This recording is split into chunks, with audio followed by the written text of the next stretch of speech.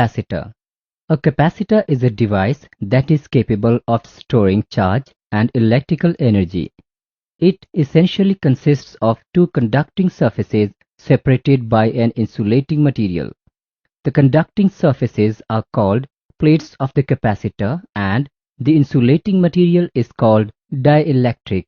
The most commonly used dielectrics are air, mica, paper, etc.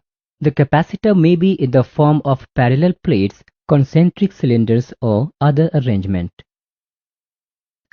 The ability of a capacitor to store charge is known as its capacitance.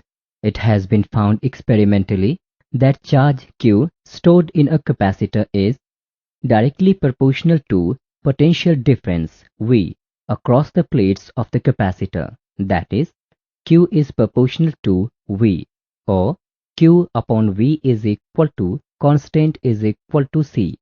The constant of proportionality C is called capacitance of the capacitor. Thus, the ratio of charge on capacitor plates to the potential difference across the plates is called capacitance of the capacitor. Capacitance of an isolated spherical conductor. Suppose an isolated conducting sphere of radius r is placed in air or vacuum as shown in figure. Let charge plus Q be given to this spherical conductor. The charge is spread uniformly over surface of the sphere.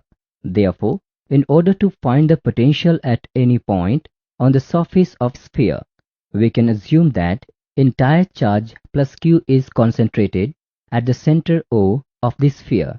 Potential at the surface of the sphere V is equal to Q upon 4 pi epsilon 0 r. Therefore, capacitance of isolated sphere C is equal to Q upon V is equal to 4 pi epsilon 0 r. C is equal to 4 pi epsilon 0 r in vacuum or air is equal to 4 pi epsilon 0 kr in a medium, where k is constant depending on the medium.